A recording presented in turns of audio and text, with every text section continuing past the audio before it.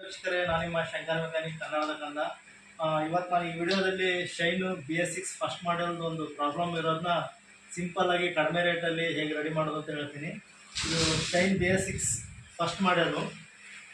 ಇದು without self motor. ಅದು ಇದು ಪ್ರಾಬ್ಲಮ್ ಏನಪ್ಪ ಅಂದರೆ, ನೀವು ನೋಡಿರ್ತೀರ ಹೆಚ್ಚಾಗಿ ಎಲ್ಲ ವರ್ಕ್ ಆಗ್ತಾ ಇರ್ತದೆ, ಪೆಟ್ರೋಲ್ ಪಂಪ್ ವರ್ಕ್ ಆಗ್ತಾ ಇರಲ್ಲ. ಹೆಚ್ಚಾಗಿ ಪೆಟ್ರೋಲ್ ಪಂಪ್ ಆನೇ ಆಗಲ್ಲ, ಕರೆಂಟ್ ಬರುತ್ತೆ, ಎಲ್ಲ ಬರುತ್ತೆ, ಆಮೇಲೆ MI ಲೈಟು ಯಾವುದೇ ಥರ ಸಮಸ್ಯೆ ಇರಲ್ಲ, ಎಲ್ಲ ಇರುತ್ತೆ. ಆದರೆ ಪೆಟ್ರೋಲ್ ಪಂಪ್ ಆಗ್ತಾ ಇರಲ್ಲ. ನೀವು ಚೆಕ್ ಮಾಡಿದಾಗ ಆಲ್ಮೋಸ್ಟ್ ಏನಂದರೆ ECU ಅಂದರೆ ಎಂಜಿನ್ ಕಂಟ್ರೋಲ್ ಯೂನಿಟ್ ಪ್ರಾಬ್ಲಮ್ ಬಂದಿರುತ್ತೆ. ಹೆಚ್ಚಾಗಿ ಇದೇ ಪ್ರಾಬ್ಲಮ್ ಬರುತ್ತೆ. ಇದು ಪ್ರಾಬ್ಲಮ್ ಬರೋಕ್ಕೆ ಕಾರಣ ಏನಪ್ಪ ಅಂದರೆ, ಒಂದು ಇಗ್ನೇಷನ್ ಪ್ರಾಬ್ಲಮ್ ಇದ್ದರೆ, ಲೂಸ್ ಕಾಂಟ್ಯಾಕ್ಟ್ ಇದ್ದರೆ, ಅದು ಬಿಟ್ಟರೆ ಇಗ್ನೇಷನ್ ಕಾಯಿಲ್ ಅಂದರೆ ಪ್ಲಗ್ ವೈರ್ ಕಾಯಿಲ್ ಏನಾದರೂ ವೀಕ್ ಇದ್ದರೆ, ಪ್ಲಗ್ ಕ್ಯಾಪ್ ವೀಕ್ ಇದ್ರೂ ಸಮೇತ ಹಾಗೆ ಆಗುತ್ತೆ. ವೈರಿಂಗ್ ಎಲ್ಲಾದರೂ ಶಾರ್ಟ್ ಸರ್ಕ್ಯೂಟ್ ಆಗಿದ್ದರೆ ಅಥವಾ ಲೀಕೇಜ್ ಇದ್ದರೆ ECU ಪ್ರಾಬ್ಲಮ್ ಬರುತ್ತೆ. ಈಗ ಪ್ರಾಬ್ಲಮ್ ಏನಪ್ಪ ಅಂದರೆ, ಪೆಟ್ರೋಲ್ ಸಪ್ಲೈ ಆಗ್ತಾಯಿಲ್ಲ. ನಾನು ಆಲ್ರೆಡಿ ಎಲ್ಲ ಚೆಕ್ ಮಾಡಿದ್ದೀನಿ, ಬೇರೆ ಥರದೇನಿಲ್ಲ, ಡೈರೆಕ್ಟ್ ECU ಪ್ರಾಬ್ಲಮ್ ಇದೆ. ಆದರೆ ECU ಹಾಕ್ಬೇಕಂದ್ರೆ ನಾವು ಇಗ್ನೇಷನ್ ಚೇಂಜ್ ಮಾಡ್ಬೇಕು. ನೆನಪಿಟ್ಕೊಳ್ರಿ, ಹೊಂಡಾ ಗಾಡೀಲಿ ನೀವು ECU ಹಾಕ್ತಾ ಇದ್ದೀರಾ ಅಂದರೆ ಮೇಯ್ನಾಗಿ ಆನ್ ಆ್ಯಂಡ್ ಆಫ್ ಇಗ್ನೇಷನ್ನು ಇತ್ತು. ಅದ್ರ ಜೊತೆಗೆ ಪ್ಲಗ್ ವೈರ್ ಕಾಯಿಲ್ ಏನಾದರೂ ರೆಸಿಸ್ಟೆನ್ಸ್ ಹೆಚ್ಚು ಕಮ್ಮಿ ಇದ್ದರೆ ಅದನ್ನು ಚೇಂಜ್ ಮಾಡಿ. ಆಮೇಲೆ ಪ್ಲಗ್ ಕ್ಯಾಪ್ ಏನಾದರೂ ಲೋಕಲ್ ಇದ್ದರೆ ಅದನ್ನು ತೆಗೆದುಬಿಟ್ಟು ಕ್ವಾಲಿಟಿ ಒರಿಜಿನಲ್ಲೇ ಹಾಕಿ. ಈಗೆಲ್ಲನೂ ಹಾಕಿ ಎಲ್ಲ ಸರಿ ಮಾಡಿದ್ರೆ ಹೆಚ್ಚಾಗಿ ಸ್ವಲ್ಪ ಜಾಸ್ತಿ ಅಮೌಂಟೇ ಆಗುತ್ತೆ ಬಿಲ್ಲಿಂಗ್. ಈ ಕಡಿಮೆ ರೊಕ್ಕದಲ್ಲಿ ಇರೋ ಪ್ರಾಬ್ಲಮ್ನ ಸಾಲ್ವ್ ಮಾಡೋದು ಹೆಂಗೆ ಅಂತ ನಾನು ಹೇಳ್ತಿದ್ದೀನಿ. ಈಗ ECU ಕಂಪ್ಲೇಂಟ್ ಇದೆ, ECU ಪ್ರಾಬ್ಲಮ್ ಇದೆ ಅಂತ ನಾನು ಪಕ್ಕ ಕನ್ಫರ್ಮ್ ಮಾಡ್ಕೊಂಡೀನಿ. ಇಲ್ಲಿ ಇಗ್ನಿಷನ್ ಆನ್ ಮಾಡಿದಾಗ ಫ್ಯೂಯಲ್ ಪಂಪು ಪೆಟ್ರೋಲ್ ಪಂಪ್ ಆಗ್ತಾಯಿಲ್ಲ. ಇದು ಪಕ್ಕ ಈಗ ಪಂಪ್ ಆಗ್ತಾ ಇರೋದು ನೋಡಿ. ಇದು ಮಾರ್ಕೆಟಲ್ಲಿ ಸಿಗುತ್ತೆ. ಇದ್ರದ್ದು ಕೆಲಸ ಏನಪ್ಪ ಅಂದರೆ, ಸಿಂಗಲ್ ಫೇಸ್ ಲೈನ್ನ 3 ಫೇಸ್ ಲೈನ್ ಕನ್ವರ್ಟ್ ಮಾಡೋದು. ಇದು ಮಾರ್ಕೆಟಲ್ಲಿ ಸಿಗೋದು. ಇದು ನೀವು ನಿಮ್ಮ ಆಟೋಮೊಬೈಲ್ಸಲ್ಲಿ ಅಥವಾ ಸಪ್ರೇಟ್ ಎಲ್ಲ ಕೇಳಿ ತಿಳ್ಕೊಂಡಿರ್ತಾರೆ. ಇದ್ರ ಬಗ್ಗೆ ಹೆಚ್ಚಿನ ಮಾಹಿತಿ ಬೇಕಾದ್ರೆ ನೆಕ್ಸ್ಟ್ ವಿಡಿಯೋದಲ್ಲಿ ಕೊಡ್ತೀನಿ.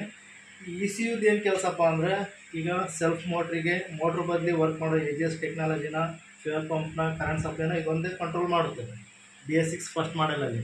ಇದಕ್ಕೆ ನಾವೀಗ ಪೆಟ್ರೋಲ್ ಪಂಪ್ ಆಗ್ತಾಯಿಲ್ಲ ಅಂದರೆ ಪೆಟ್ರೋಲ್ಗೆ ನಮಗೆ ಮೋಟ್ರಿಗೆ ಸಪ್ಲೈ ಬರಬೇಕು. ನೆನ್ಪಿಟ್ಕೊಳ್ರಿ, ECUಯಿಂದ ಶೈನ್ ಮಾಡೆಲ್ ಯಾವುದೇ ಇದ್ದರೂ 2 ಪಾಯಿಂಟ್ ಸಮಥಿಂಗಿಂದ 5 ಪಾಯಿಂಟ್ ತನಕ ಮಾತ್ರ ವೋಲ್ಟೇಜ್ ಸಪ್ಲೈ ಆಗೋದು. ಅದಕ್ಕೂ ಜಾಸ್ತಿ ಬಂದರೂ ಸಮೇತ ಮೋಟ್ರ್ ಕನೆಕ್ಷನಲ್ಲಿ ವೈರಿಂಗಲ್ಲಿ ECU ಪ್ರಾಬ್ಲಮ್ ಇದೆ ಅಂತಾನೆ. ಅದಕ್ಕೂ ಕಡಿಮೆ ಬಂದರು ಅಂದರೆ 2 ಪಾಯಿಂಟ್ಗಿಂತ ಕಡಿಮೆ ಬಂದರೂ ಪ್ರಾಬ್ಲಮ್ ಇದೆ ಅಂತಾನೆ. ಇದು ಆಲ್ರೆಡಿ ಜಾಸ್ತಿನೇ ಬರ್ತಾಯಿದೆ. ಈಗ ನಾವು ಅದು ಜಾಸ್ತಿ ಬರ್ತಾಯಿದೆ, ಅದನ್ನು ನಾವು ರೆಡಿ ಮಾಡಬೇಕು ಅಂದರೆ ECU ಹಾಕೋಬೇಕು, ECU ಜೊತೆ ಇಗ್ನೇಷನ್ ಆಗಬೇಕು. ಇದು ದೊಡ್ಡ ರೇಟ್ ಆಗುತ್ತೆ. ನಾವೀಗ ಹೊಸದಾಗಿ ಏನಾದರೂ ಕಡಿಮೆ ರೇಟಲ್ಲಿ ಚೆನ್ನಾಗಿ ಮಾಡಬೇಕು ಅಂದಾಗ ನಮಗೆ ಈಗ ಇದ್ರ ಬಗ್ಗೆ ಒಂದು ಮಾಹಿತಿ ಸಿಕ್ತು. ಇದು ಮಾರ್ಕೆಟಲ್ಲಿ ಸಿಕ್ಕಿರೋದು. ಇದ್ರ ಕೆಲಸ ಏನಪ್ಪ ಅಂದರೆ, ಈಗ ಕನೆಕ್ಟ್ರ್ ಕೆಲಸ ಏನಪ್ಪ ಅಂದರೆ, ಇದು ಸಿಂಗಲ್ ಫೇಸ್ನ 3 ಫೇಸಾಗಿ ಕನ್ವರ್ಟ್ ಮಾಡಿ ವಿತ್ ವೋಲ್ಟೇಜನ್ನು ಕಂಟ್ರೋಲ್ ಮಾಡುತ್ತೆ. ಈ ಕಂಟ್ರೋಲ್ ಮಾಡೋದು ಯೂನಿಟ್ ಹೆಂಗೆ ಕೆಲಸ ಮಾಡುತ್ತೆ ಏನು ಅಂದರೆ, ಇದರಲ್ಲಿ ನಿಮ್ಗೆ 2 ವೈರ್ ಬರ್ತವೆ. ಇದರಲ್ಲಿ ಒಂದು ಅರ್ಥಿಂಗ್, ನಾನು ಆಲ್ರೆಡಿ ಇದನ್ನ ಟೇಪ್ ಹೊಡೆದು ರೆಡಿ ಮಾಡ್ಕೊಂಡು ಅರ್ಥಿಂಗ್ ಕ್ಲಿಪ್ ಹಾಕೊಂಡು ರೆಡಿ ಮಾಡೀನಿ.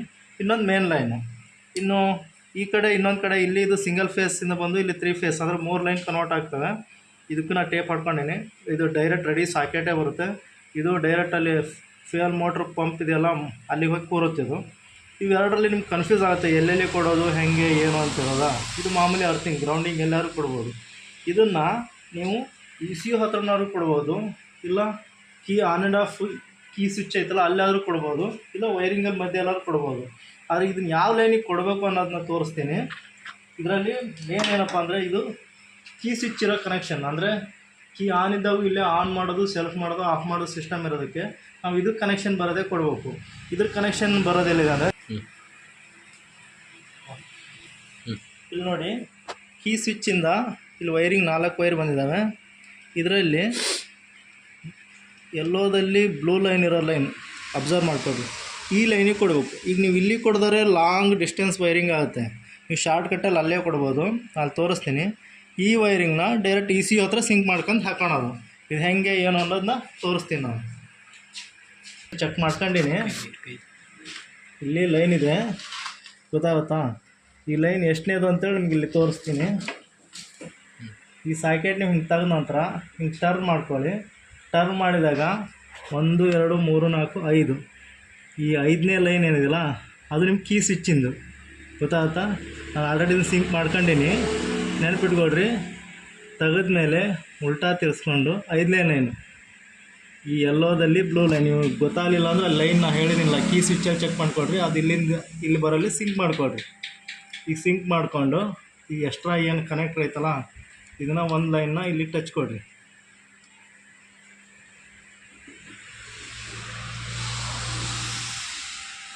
ಇದನ್ನು ಕ್ಲೀನಾಗಿ ಟೇಪಿಂಗ್ ಮಾಡ್ಕೋಬೇಕು. ಇನ್ನು ಅದ್ರ ನೆಕ್ಸ್ಟು ಇದು ಗ್ರೌಂಡಿಂಗ್ ಕೊಡಬೇಕು. ನೀವು ಎಲ್ಲಾದರೂ ಗ್ರೌಂಡಿಂಗ್ ಕೊಡ್ಬೋದು, ಬಾಡಿ ಅರ್ಥಿಂಗ್ ಅಂತೀವಲ್ಲ ಆ ಥರ ಕೊಡ್ಬೋದು. ಈ ಡಿವೈಸ್ನ ನೀವು ಈ ಕಡೆ ಒಂದು ಕಡೆ ಟ್ಯಾಗ್ ಹಾಕಿ ನಿಲ್ಲಿಸ್ಕೊಡ್ರಿ, ಏನು ತೊಂದರೆ ಇಲ್ಲ ಕನೆಕ್ಟ್ರನ್ನ. ಇನ್ನು ಇದು ಫ್ಯೂಯಲ್ ಪಂಪಿಗೆ ಹೋಗುತ್ತಿದೆ ಆ ಕಡೆ. ನೀವು ಆಲ್ರೆಡಿ ಇಲ್ಲೊಂದು ಬೋಲ್ಟ್ ಲೂಸ್ ಮಾಡಿದ್ದೀನಿ, ಬಾಡಿ ಅರ್ಥಿಂಗ್ ಇಲ್ಲೇ ಕೊಡ್ತೀನಿ. ಇದು ನೀವು ಒಳಗೂ ಕೊಟ್ಕೋಬೋದು, ನಿಮ್ಗೆ ಎಲ್ಲಿ ಅನುಕೂಲ ಆಗುತ್ತೆ ಅಲ್ಲಿ ಕೊಟ್ಕೊಳ್ಳಿ. ನಾನು ಈ ವಿಡಿಯೋ ತೋರಿಸೋದಕ್ಕೆ ಇದು ಮಾಡ್ತಾಯಿದ್ದೀನಿ. ನೀವು ಕೇಳ್ಬೋದು ಇದನ್ನೇ ಯಾಕೆ ಹಾಕಬೇಕು, ECU ಹಾಕ್ಬೋದಲ್ಲ, ಕೀಸೆಟ್ ಹಾಕ್ಬೋದಲ್ಲ ಅಂತೇಳಿ. ಈಗ ನಮ್ಮಲ್ಲೆಲ್ಲ ಬರೋರು ಎಲ್ಲ ಸ್ವಲ್ಪ ಕಡಿಮೆ ರೇಟಲ್ಲಿ ಚೆನ್ನಾಗಿ ಕೆಲಸ ಆಗಲಿ ಅಂತಲೇ ಹೇಳೋರು. ಹಾಗಾಗಿ ನಾವು ಕಡಿಮೆ ಕೆಲಸ ಕಡಿಮೆ ರೇಟಲ್ಲಿ ಚೆನ್ನಾಗಿ ಕೆಲಸ ಆದಮೇಲೆ ಕೆಲವೊಂದು ಅಡಿಷ್ನಲ್ ಐಟಮ್ ಹಾಕಬೇಕಾಗುತ್ತೆ. ಇದು ಪಂಪ್ ಆಗೋದು ತೋರಿಸ್ತೀನಿ. ಇದು ಗಾಡಿ ಸ್ಟಾರ್ಟ್ ಆಗ್ತಾಯಿಲ್ಲ, ಈಗ ನಿಮ್ಗೆ ಅದನ್ನ ಓಪನ್ ಮಾಡಿ ತೋರಿಸ್ತೀನಿ. ಇದನ್ನೀಗ ಆಲ್ರೆಡಿ ಇಲ್ಲಿ ಅರ್ಥಿಂಗಿಗೆ ಕೊಟ್ಟಿದ್ದೀನಿ. ಇಲ್ಲ ಕ್ಲೀನಾಗಿ ಟೇಪ್ ಮಾಡ್ಕೊಂಡು ಇದನ್ನು ಇಲ್ಲಿ ಮತ್ತೆ ರೀಕನೆಕ್ಟ್ ಮಾಡ್ತಾಯಿದ್ದೀನಿ. ನೆನ್ಪಿಟ್ಕೊಳ್ರಿ, ನಾವು ಇಲ್ಲೇನು ಕನೆಕ್ಷನ್ ಮಾಡಿದ್ದೀವಲ್ಲ ಆ ವೈರ್ನ ಕಟ್ ಮಾಡಬಾರ್ದು, ಸ್ಕಿನ್ ಮಾಡ್ಕೊಂಡು ಜಾಯಿಂಟ್ ಹೊಡ್ಬೇಕು. ಡಿಸ್ಕನೆಕ್ಟ್ ಇರಬಾರ್ದು, ಕನೆಕ್ಷನ್ನಿಗೆ ಇರಬೇಕು. ಇನ್ನು ಈ ಕಡೆ ಇನ್ನೊಂದು ಸಾಕೆಟ್ ಇದೆಯಲ್ಲ, ಇದನ್ನು ಮೋಟ್ರಿಗೆ ಹಾಕ್ಬೋದು.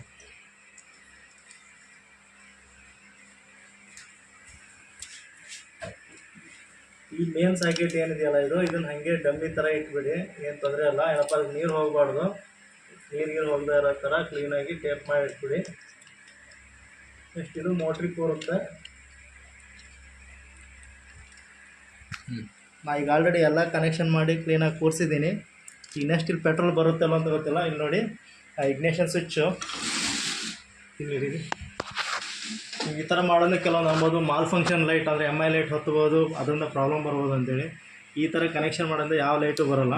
ಈಗ ನೋಡಿ ನಾನು ಇಗ್ನೇಷನ್ ಆನ್ ಮಾಡ್ತೀನಿ, ಮಾಲ್ ಫಂಕ್ಷನ್ ಲೈಟ್ ಕೂಡ ಆಫ್ ಆಯಿತು, ಯಾವುದೇ ಥರ ಡಿಫಾಲ್ಟ್ ತೋರಿಸಲ್ಲ. ಇಲ್ಲಿ ನೋಡಿ ಈಗ ಪೆಟ್ರೋಲ್ ಬರ್ತಾಯಿಲ್ಲ ರೈಟಾ. ನಾನು ಕೀ ಸ್ವಿಚ್ನ ಆನ್ ಮಾಡ್ತಿದಂಗೆ ಬರುತ್ತೆ, ಆನ್ ಮಾಡ್ತಿದ್ದಂಗೆ ಬರುತ್ತೆ. ನೋಡಿದ್ರಾ, ಈ ಥರ ಬಂದಾಗ ನಿಮ್ಮ ಗಾಡಿ ಸ್ಟಾರ್ಟ್ ಆಗುತ್ತೆ. ಇದು ಹೆಚ್ಚಾಗಿ ECU ಕಂಪ್ಲೇಂಟ್ ಇದ್ದಾಗ ECU ಚೇಂಜ್ ಮಾಡಬೇಕು ಅಂದಾಗ ಮಾಡೋಂಥ ಕೆಲಸ. ನಾವು ECU ಚೇಂಜ್ ಮಾಡಿದ್ರೆ ದೊಡ್ಡ ರೇಟ್ ಆಗುತ್ತೆ. ಹಾಗಾಗಿ ಇರೋ ECUಯಲ್ಲೇ ಕನೆಕ್ಷನ್ ಕ್ಲೀನಾಗಿ ECUನ ಎಕ್ಸ್ಟ್ರಾ ಹಾಕಿಬಿಟ್ಟು ರೆಡಿ ಮಾಡೋದು ದೊಡ್ಡ ರೇಟ್ ಆಗುತ್ತೆ ಅಂತೇಳಿ ನಾವು ಎಕ್ಸ್ಟ್ರಾ ಡಿವೈಸ್ ಹಾಕಿ ರೆಡಿ ಮಾಡಿರೋದು. ಈಗ ನಾನೀಗ ಆನ್ ಮಾಡಿದ್ದೀನಿ, ಮತ್ತು ಸರಿ ತೋರಿಸ್ ನೋಡಿ. ಕೀ ಆನ್ ಮಾಡ್ತೀನಿ, MI ಲೈಟು ಹತ್ತಿರೋದು ಕರೆಕ್ಟ್ ಆಗುತ್ತೆ. ಅದನ್ನೆಷ್ಟು ಸ್ಟಾರ್ಟ್ ಆಯಿತು, ಸೌಂಡ್ ಅಬ್ಸರ್ವ್ ಆಗುತ್ತೆ. ಹೆಚ್ಚಾಗಿ ಎಲ್ಲರೂ ಹೆಂಗಂದರೆ ECM ಹೋಯಿತು ಅಂದರೆ ದೊಡ್ಡ ದೊಡ್ಡ ರೇಟ್ನ ಐಟಮ್ ಹಾಕೋದೇ ನೋಡೋಲ್ಲ. ನಾವು ಕಸ್ಟಮರ್ ಹತ್ರ ಬಂದಿದ್ದಾರೆ ಅಂದರೆ ಅವರಿಗೂ ಸಮೇತ ನಾವು ಕಡಿಮೆ ರೊಕ್ಕದಲ್ಲಿ ಚೆನ್ನಾಗಿ ಕೆಲಸ ಮಾಡಿಬಿಡ್ಬೇಕಾಗುತ್ತೆ. ಹಾಗಾಗಿ ಈ ಡಿವೈಸ್ ಕಡಿಮೆ ರೇಟಲ್ಲಿ ವರ್ಕ್ ಆಗೋದು ಚೆನ್ನಾಗುತ್ತೆ. ಈಗ ನೀವು ಒರಿಜಿನಲ್ ಐಟಮ್ ಹಾಕಿಬಿಟ್ಟು ಮಾಡೋದೇನು ದೊಡ್ಡದಲ್ಲ. ಅದು ದೊಡ್ಡ ರೇಟಲ್ಲಿ ದೊಡ್ಡ ಕಸ್ಟಮರಿಗೆ ಹೇಳೋದ್ರಿಂದ ಕಸ್ಟಮರ್ ನಮ್ಗೆ ಚೆನ್ನಾಗಿ ನೋಡ್ಕೋಬೇಕು ಅಂದರೆ ನಾವು ಕಸ್ಟಮರಿಗೆ ಚೆನ್ನಾಗಿ ಕೆಲಸ ಕೊಡಬೇಕು, ಕ್ವಾಲಿಟಿ ಐಟಮ್ ಹಾಕಬೇಕಾಗುತ್ತೆ. ಆ್ಯಕ್ಚುಲಿ ಯಾವುದೇ ಕಂಪ್ನಿ ಅಂದರೆ ಬ್ರ್ಯಾಂಡ್ ಕ್ವಾಲಿಟಿ ಕ್ವಾಂಟಿಟಿ ಇರೋ ಒರಿಜಿನಲ್ ಐಟಮೇ ಹಾಕಬೇಕು. ಆದರೆ ಇದು ಸ್ವಲ್ಪ ರೇಟ್ ಜಾಸ್ತಿ ಆಗೋದಕ್ಕೆ ನಾವು ಇದು ಪರ್ಯಾಯ ಮಾರ್ಗ ಕಂಡುಕೊಂಡಿರೋದು. ಈ ಥರ ಹಾಕೋದ್ರಿಂದ ಯಾವುದೇ ಥರ ಸಮಸ್ಯೆನೂ ಬರೋಲ್ಲ, ಯಾವುದೇ ಥರ ತೊಂದರೆನೂ ಆಗೋಲ್ಲ. ಗಾಡಿನೂ ಕಡಿಮೆ ರೇಟಲ್ಲಿ ಚೆನ್ನಾಗಿ ವರ್ಕ್ ಆಗುತ್ತೆ, ಚೆನ್ನಾಗಿ ಗಾಡಿನೂ ರನ್ ಆಗುತ್ತೆ. ಈ ವಿಡಿಯೋನ ನೀವೇನಾದರೂ ಮೊದಲೇ ಸಾರಿ ನೋಡ್ತಾ ಇದ್ದರೆ ನನ್ನ YouTube channel Shri Venukamma motors subscribe ಆಗಿ. ಹಾಗೆ ಈ ವಿಡಿಯೋ ನಿಮಗೆ ಇಷ್ಟ ಆದರೆ ಲೈಕ್ ಮಾಡಿರಿ, ಶೇರ್ ಮಾಡಿರಿ, ಸಬ್ಸ್ಕ್ರೈಬ್ ಮಾಡಿರಿ. ನಮಸ್ಕಾರ.